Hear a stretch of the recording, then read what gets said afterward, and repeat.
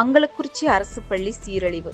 கோவை மாவட்டம் பொள்ளாச்சி அருகே உள்ள அங்களக்குறிச்சி ஊராட்சியில் அரசு பள்ளி நிர்வாகத்தின் அலட்சியத்தால் மாணவர்களின் பாதுகாப்பு கேள்விக்குறியாகியுள்ளது.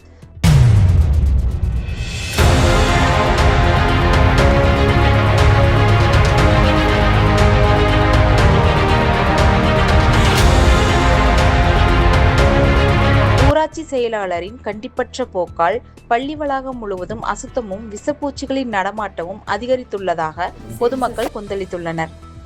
கோவை மாவட்டம் பொள்ளாச்சிக்குட்பட்ட அங்களக்குறிச்சி ஊராட்சியில் ஜே நகரில் இயங்கி வரும் அங்களக்குறிச்சி அரசு நல துவக்கப்பள்ளி மாணவ மாணவிகள் பயிலும் இந்த பள்ளியில் அடிப்படை வசதிகளும் சுகாதாரமும் கேள்விக்குறியாகியுள்ளது.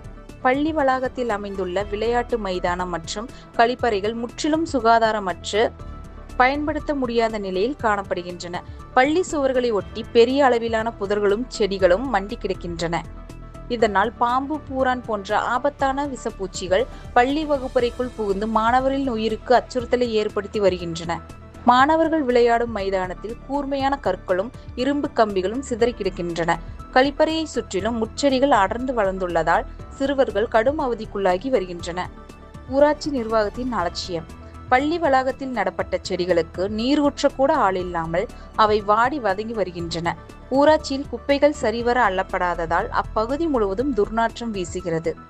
ஈத்தமிழ் நியூஸுக்காக ஒளிப்பதிவாளர் எம் தினேஷ்குமார். இந்த மாதிரி ஊராட்சிக்கு நான் சொல்லியிருக்கேங்க. ஆனால் அதான் மாசத்துல ஒரு நாள் வருவாங்க, வந்து சுத்தம் பண்ணுவாங்க. சொல்றது இல்லைங்க மக்களே. நம்ம ஸ்கூல் சொல்லும் போது வருவாங்க. அப்புறம் அதான் மாசத்துல ஒரு நாள் வர்றாங்க.